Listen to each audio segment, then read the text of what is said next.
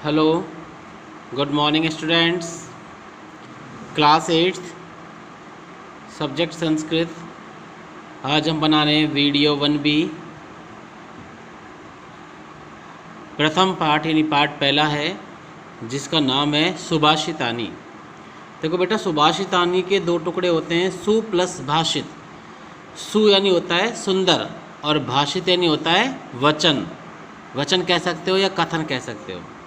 और यहाँ पर तानी यानी बहुवचन क्यों बनाया? क्योंकि बहुत सारे वचन हैं, बहुत सारे सुंदर और नीतिपूर्ण या शिक्षापूर्ण वचन। तो देखो बेटा, इसका सार पढ़ते हैं। सर्वप्रथम हम सुभाषित।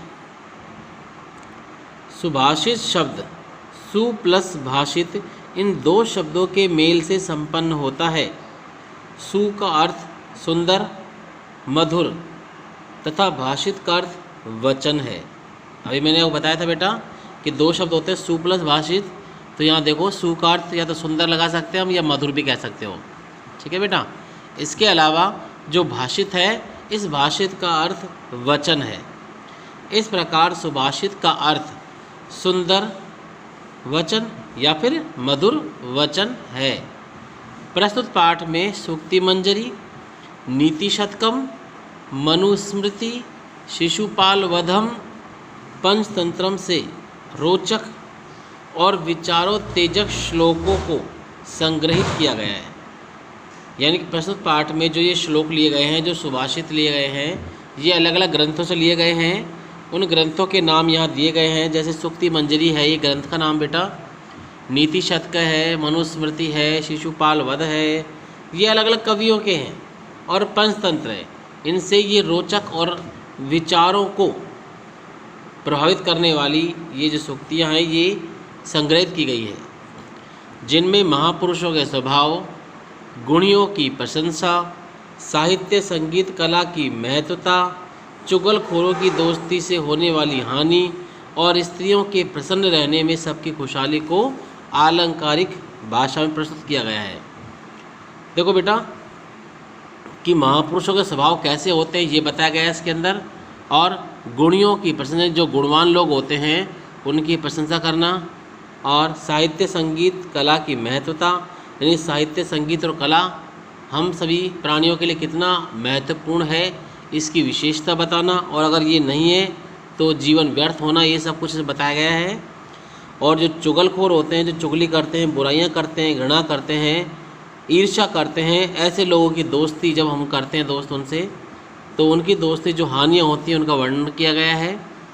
तथा स्त्रियों के प्रसन्न रहने में सबकी खुशहाली को अलंकृत भाषा प्रस्तुत किया गया है। यानी कि स्त्रियों के प्रसन्न रहने पर सब खुश होता है। यानी कि हमने आपने सुना भी होगा बेटा कि नारियों खुश रहने पर पूरा संसार ही प्रसन्न रहता है, देवता प्रसन्न रहते हैं।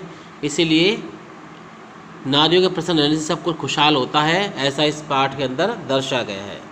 तो आज हम शुरू करते हैं। इस प्रथम पाठ का पहला जो श्लोक है वो देखो।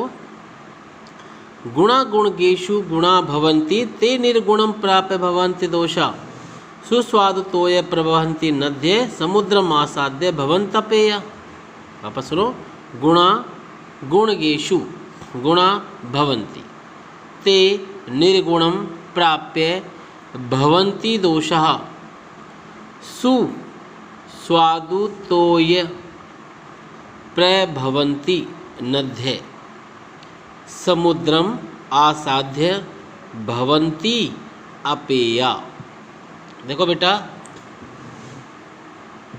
गुणा गुण, गुणगेषु गुणवानों में, गुणा गुण भवन्ति होते हैं। गुण गुणवानों में रहकर ही गुण होते हैं। मतलब गुण जब गुणवानों के अंदर हैं तो ही वो गुण होते हैं। लेकिन ते वे गुण निर्गुणम दुष्ट व्यक्ति के अंदर, दुर्जन के अंदर प्राप्त होकर या आकर के, यानी वे गुण दुष्ट व्यक्ति में आकर दोष भवंती हो जाते हैं। यानी तात्पर्य कहने का ये है बेटा कि गुण तभी तक गुण होते हैं जब वो गुणवानों में होते हैं। लेकिन वही गुण जब दुर्जनों में या दुष्ट व्यक्तियों में आ जाते हैं तो वे गुण दोष में बदल जाते हैं। आगे समझ में? क्यों? क्योंकि गुणों का महत्व गुणवान समझता है, गुण रहित नहीं समझ सकता। तो इसलिए वो गुण तभी होते हैं जब वो गुणवानों में होते हैं, और वही गुण दुष्ट व्यक्तियों में आकर या दुर्जनों में आकर दोष में परिवर्तित या बदल जाते हैं। इसका यहाँ उदाहरण भी दिया है, जैसे नद्य नदियों का, तोय जल नदियों का जल या नदियों का पानी, सुस्वादु यानी कि बहुत ही स्वादिष्ट प्रवृत्ति होता है। नदियों का जल बहुत ही स्वादिष्ट होता है, पीने लायक होता है, पीने योग्य होता है।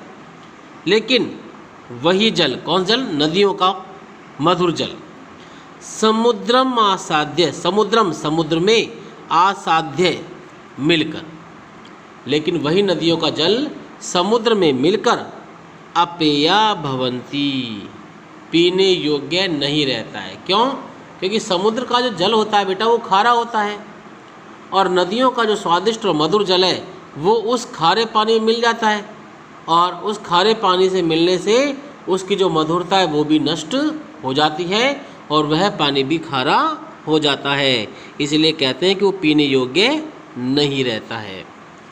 समझा बेटा? एक बार आप और समझिए, मैं आपको ऐसे बता देता हूँ, ध्यानपूर्वक सुने कि गुण तभी तक गुण होते हैं जब वो गुणवानों में होते हैं, लेकिन वही गुण दुष्टों में पहुंचकर दोष में बदल जाते हैं। जिस प्रकार नदियों का जल बहुत ही स्वादिष्ट और मधुर होता है, लेकिन वही जल समुद्र में आकर पीने योग्य नहीं रहता है, अर्थात खारा हो जाता है। तो आपको समझ आ गया होगा बेटा मैं क्या कहना चाह रहा हूँ? तो देखो अब यहाँ पर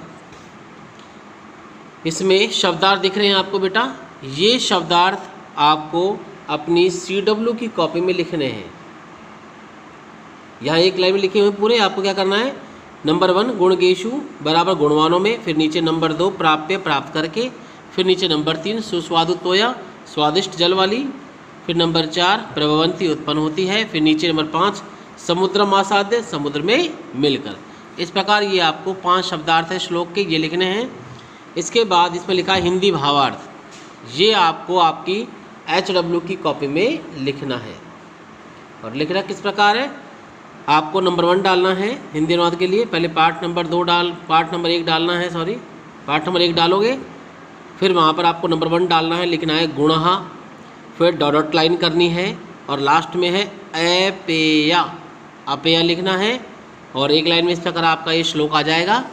फिर आपको क्या करना है? हिंदी अनुवाद लिखना है और ये हिंदी अर्थ करना है। समझ आ गया बेटा? इसके बाद आपको ये श्लोक नंबर 2 देखो बेटा, ये पढ़ाते हैं, ध्यान सुने। साहित्य संगीत कला विहीन साक्षात पशुपुच्छ विषाणहीन तृणम न खादनमपि जीवमाने तद भाग्य इयम परमम पशुना।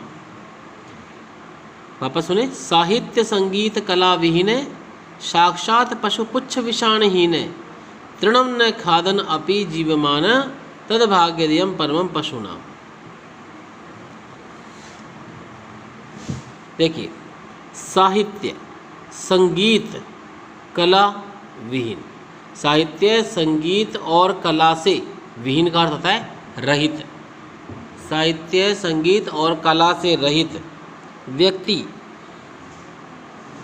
पुच्छ विषाणहीन, पुच्छ यानी पूंछ और विषाण यानी होता है सींग, हीन रहित या बिना भी कह सकते हो कि बिना पूंछ और सींग के साक्षात पशु, वास्तव में पशु के समान ही होता है।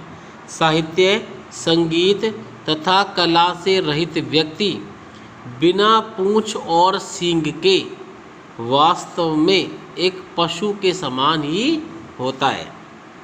वह तृणम न खादनपि, वह घास फूस या तिनका, न खादन अपि नहीं खाता हुआ भी, जीव माने जीवित रहता है। क्योंकि पशु तो घास फूस खाते हैं, लेकिन वह घास फूस भी नहीं खाता, फिर भी जीवित रहता है। तो घास फूस नहीं खाता हुआ भी जीवित रहता है।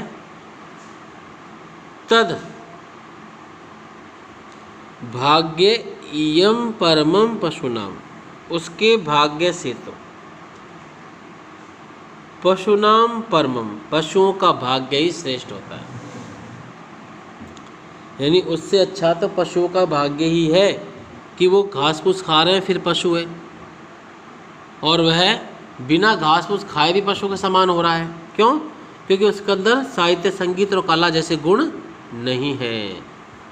वापस सुने, साहित्य, संगीत और कला से रहित व्यक्ति बिना पूंछ और सींग के वास्तव में एक पशु के समान है। वह घास फूस नहीं खाता हुआ भी जीवित रहता है, और उसके भाग्य से तो पशुओं का भाग्य ही श्रेष्ठ होता है। समझ आ गया बेटा आपको? तो ये आपको वही शब्दार्थ ये आपको CW की कॉपी में करना है, जिस प्रकार मैंने बताया था फर्स्ट में करना है, ऐसे ही आपको ये सेकंड वाले श्लोक के अंदर भी शब्दार्थ ऐसे करना है।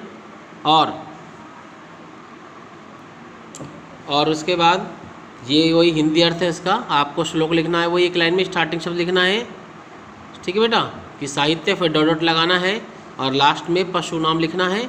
एक लाइन में आपके संस्कृत का श्लोक आ जाएगा इस प्रकार। फिर आपको क्या करना है, हिंदी अनुवाद, ये हिंदी भावार्थ लिखा है जो, ये आपको यहाँ से और यहाँ तक का लिखना है, और ये लिखना है आपको आपकी HW की कॉपी में। समझ आ गया बेटा? तो ये आज का आपका काम है। तो आज का वीडियो समाप्त होता है।